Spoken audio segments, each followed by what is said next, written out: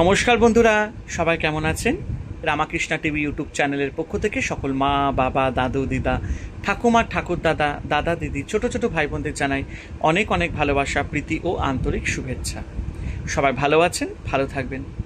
জানেন তো, কোনোদিন না কারোর ক্ষতি করতে নেই। এই যে অনেকে বলে না যে এই আমার ওপর টুকটাক করেছে, ও তান্ত্রিকের কাছে আমার নামে কী সব বলে আমার ওপরে টুকটাক করিয়েছে, ওষুধ করেছে।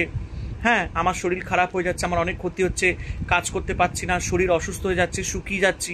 অনেকে বলে বান মেরেছে, হ্যাঁ আস্তে আস্তে সে শুকিয়ে যাবে, তারপরে মারা যাবে। অনেকে বলে তুকতাক করেছে, এই তুকতাক করলে নাকি সে তার সব যে শত্রু আছে সে আমার তুকতাক করেছে, আমার ক্ষতি করেছে, আমি খেতে পাচ্ছি না, উঠতে পারছি না, চলতে পারছি না।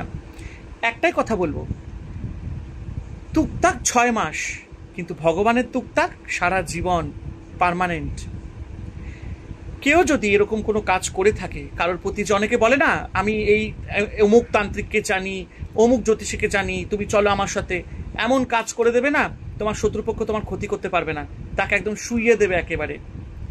এই যে কাজগুলো যারা করে তারা ভাবে যে তারা এই কাজগুলো করলে তারা খুব আনন্দ পাবে। হ্যাঁ, তবে একটাই কথা বলে রাখলাম, টুকটাক করে হয়তো এটা সাময়িকভাবে তার কিছু হয়তো ক্ষতি করতে পারে, কারণ আমার এটার কোনো রকম কোনো সেরকম অভিজ্ঞতা নেই। কিন্তু একটাই কথা, যেটা আমি আমার মায়ের কাছ থেকে শিখেছি, কোনোদিন কারোর ক্ষতি করে সে নিজেও সুখে থাকতে পারে না। যারা অন্যের সাথে টুকটাক করে আনন্দ পায়, হ্যাঁ নিজের রিভেঞ্জটা নিতে চায়, তারাও কিন্তু মানসিক রোগে ভোগে।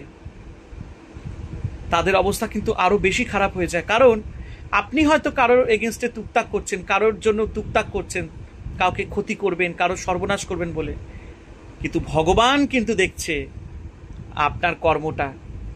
আপনি যদি আজকে বিনা কারণে কারোকে টুকটাক করে কাউকে শেষ করার চেষ্টা করবেন, ভগবান কিন্তু ওপর থেকে আপনার এগেনস্টে টুকটাক করে দেবে, তখন আপনাকে কে বাঁচাবে?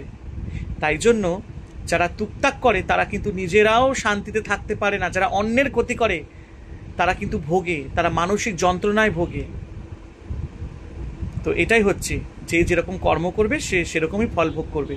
তাই জন্য কোনোদিন কারোর ক্ষতি করবেন না, ভালো থাকার চেষ্টা করুন, অন্যকে ভালো রাখুন, দেখবেন আপনি নিজেও ভালো থাকবেন। পজিটিভ থাকুন, ঈশ্বরকে ডাকুন, ঈশ্বরকে ভালোবাসুন, দেখবেন আপনি ভালো থাকবেন। কিন্তু এই হিংসা, লালসা, এর জন্য আপনি কারো টুকটাক করছেন, এর ক্ষমা নেই কিন্তু, এটা পাপ।